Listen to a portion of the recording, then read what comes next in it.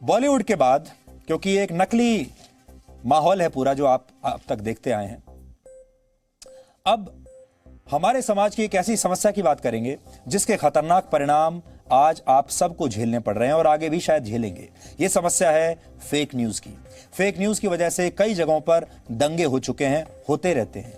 Fake news से किसी बड़ी हस्ती के निधन के बारे में झूठी खबर अक्सर फैला दी जाती है। फेक न्यूज की वजह से दो देश कई बार युद्ध के करीब पहुंच जाते हैं। कोई फेक न्यूज एक ही समय में लाखों लोगों को प्रभावित कर सकती है, इसलिए फेक न्यूज को हल्के में बिल्कुल मत लीजिए। फेक न्यूज आज उतनी ही बड़ी है जितना एक एटम बॉम्ब हो सकता है, इसलिए आज फेक न्यूज के न्यूक्लियर बॉम्ब के बारे में बात करेंगे। वर्ष 1945 में अमेरिका ने जापान के हिरोशिमा और नागासाकी पर परमाणु बम गिराया था, लेकिन आज हम ये समझेंगे कि लॉकडाउन के दौरान फेक न्यूज का ये परमाणु बम किसके ऊपर गिरा था और किसने गिराया था। इसलिए आज की तारीख में फेक न्यूज परमाणु बम से भी ज्यादा खतरनाक है और फेक न्यूज को आप तक पहुंचाने का काम सोशल मीडिया की मदद से खुलेआम हो रहा है। फेसबुक और व्हाट्सएप जैसे मोबाइल ऐप्स फेक न्यूज फैलाने का माध्यम बन चुके हैं और ये किसी परमाणु बम के धमाके से भी ज्यादा खतरनाक हो सकता है। अब फेक न्यूज का एक बहुत खतरनाक स्वरूप आपको आज हम दिखाने वाले हैं। लॉकडाउन के दौरान आपने भी प्रवासी मजदूरों के पलायन की ये तस्वीरें जरूर देखी होंगी जो अभी मैं आपको दिखाने वाला हूं। इन तस्वीरों को देखिए, पलायन की जो तस्वीरें आपने लॉकडाउन के दौरान देखी थी। केंद्र सरकार के मुताबिक फेक न्यूज की वजह से ही बड़ी संख्या में प्रवासी मजदूर पलायन के लिए मजबूर हो गए थे। यानी नए भारत के लिए फेक न्यूज सबसे बड़ा खतरा बन चुका है। ये मुंबई की तस्वीर देखिए, ये पलायन की तस्वीरें हैं जब प्रवासी मजदूर पलायन के लिए बाहर निकल गए थे। सरकार के लाख समझाने के बाद भी ये लोग रुके नहीं। इसी तरह ये दिल्ली की तस्वीरें आप देख लीजिए, ये लॉकडाउन के दौरान की तस्वीर हैं, लॉकडाउन के बिल्कुल शुरू में।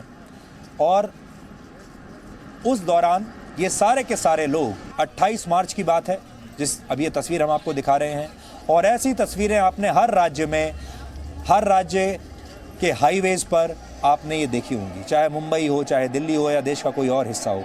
आखिर ऐसा क्या हुआ था कि ये सारे प्रवासी मजदूर अचानक अपने अपने घरों को छोड़कर अपने गांवों की तरफ निकल चुके और इन्होंने किसी की नहीं सुनी, सरकार की कोई अपील इन्होंने नहीं सुनी। आपको याद होगा लॉकडाउन के ऐलान पर प्रधानमंत्री ने कहा था कि जो जहां है वो वहीं पर रहे, वहां से हिले नहीं। लेकिन इसके अगले ही दिन दिल्ली से हजारों लोग अपने गांव जाने के लिए निकल पड़े थे। अब आप इस पलायन की असली वजह जानिए, ये क्यों हुआ था। गृह राज्य मंत्री जी किशन रेड्डी ने लोकसभा में यह बताया है कि फेक न्यूज की वजह से मजदूरों के बीच यह घबराहट फैल गई थी। यह फेक न्यूज की वजह से हुआ और फिर ये सारे मजदूर पलायन के लिए मजबूर हो गए। गृह मंत्रालय के मुताबिक प्रवासी मजदूरों को यह लगा कि वो घर में रहेंगे तो खाना पीना नहीं मिलेगा, यानी यहां पर अगर रहेंगे तो खाना पीना नहीं मिलेगा, क्योंकि फेक न्यूज फैलाई गई कि लॉकडाउन अब बहुत लंबा चलेगा, देश में भूखमरी पैदा हो जाएगी, देश में खाना नहीं मिलेगा। आप भी आज याद कर लीजिए, जब लॉकडाउन शुरू हुआ था तो आपके पास भी ये फेक न्यूज जरूर आई होगी कि लॉकडाउन लंबा चलेगा, पहली बात। दूसरी फेक न्यूज आई कि अब देश में खाने पीने की कमी हो जाएगी, खाने पीने को लेकर दंगे शुरू हो जाएंगे, अब दुकानों पर आपको कहीं भी खाना पीना नहीं मिलेगा। तीसरी फेक न्यूज ये आई थी कि दवाइयां भी नहीं मिलेंगी और आपसे ये कहा गया था कि आप होर्डिंग कर लीजिए, मतलब जिसे जितना खाना मिलता है, जितना राशन मिलता है, जितनी दवाइयां मिलती हैं, जो मिलता है आप अपने घर में जमा करके रख लीजिए, आगे ये सारी चीजें मिलनी बंद हो जाएंगी। ये फेक न्यूज थी। अब तो आप भी जानते हैं, ना तो खाने पीने की कमी हुई, ना कोई चीज महंगी हुई उस दौरान, ना दवाइयों की कमी हुई, किसी चीज की कोई कमी नहीं हुई। लेकिन आपको तब फेक न्यूज से डराया गया। तृणमूल पार्टी की सांसद माला राय ने गृह मंत्रालय से पूछा था कि हजारों मजदूर लॉकडाउन के बाद पैदल वापस जाने के लिए क्यों मजबूर हुए और कितने मजदूरों की उनके घर वापस लौटते समय मौत हो गई। इस पर सरकार ने यह बताया है कि अपने घर वापस जाने के दौरान कितने प्रवासी मजदूरों की जान चली गई, यह उसका कहना है कि उनके पास इसका कोई आंकड़ा मौजूद है ही नहीं। मंगलवार को गृह मंत्रालय ने लोकसभा में प्रवासी मजदूरों के पलायन पर यह लिखित जवाब दिया है जो मैं आपको पढ़कर बता रहा हूं। और लोकसभा में केंद्रीय गृह राज्य मंत्री ने यह भी बताया कि केंद्र सरकार इस बारे में पूरी तरह से तैयार थी और लॉकडाउन की अवधि के दौरान गरीबों के खाने पीने, रहने और इलाज के लिए सभी जरूरी उपाय कर लिए गए थे। लेकिन लॉकडाउन लंबा चलने की अफवाह के कारण इन मजदूरों ने वापस अपने गांव जाना ही बेहतर समझा। इन्हें सरकार के दावों पर यकीन नहीं हुआ। अब आपको फ्लैशबैक में लेकर चलते हैं। सबसे पहले कुछ तस्वीरें दिखाते हैं। आपको याद होगा 28 और 29 मार्च को दिल्ली के आनंद विहार में हजारों प्रवासी मजदूर इकट्ठा हो गए थे। कोरोना वायरस के दौर में देश के राजनेता, बुद्धिजीवी और बड़े बड़े पत्रकारों के लिए प्रवासी मजदूरों का पलायन पसंदीदा विषय बन गया था। कई बड़े पत्रकारों ने वहां से अपने अपने टीवी चैनल्स पर लाइव शोज किए थे और केंद्र सरकार पर सवाल उठाए थे। तब किसी ने यह सवाल नहीं उठाया कि इन प्रवासी मजदूरों को पलायन करने के लिए आखिर कौन बहका रहा है और ये सारी झूठी जानकारी इनके पास कहां से आ रही है।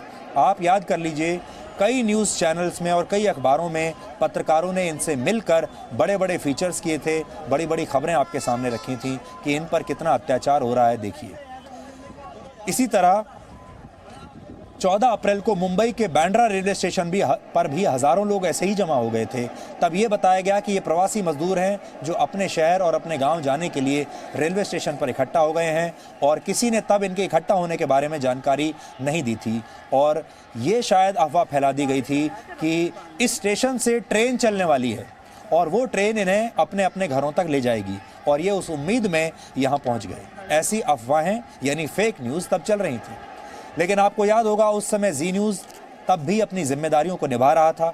हमने तब भी आपको बताया था ऐसी कोशिश के पीछे कौन लोग हैं। आज आप देखिए।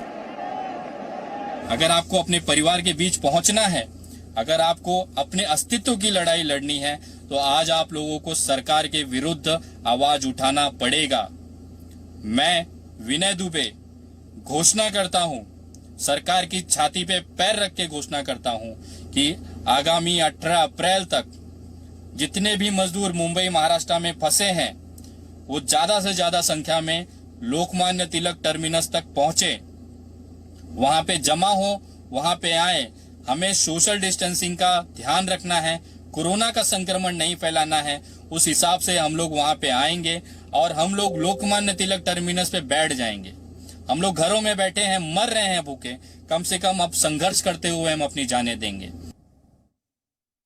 ये आपको हमने एक उदाहरण के तौर पर एक वीडियो मैसेज दिखाया जो वायरल हो गया था।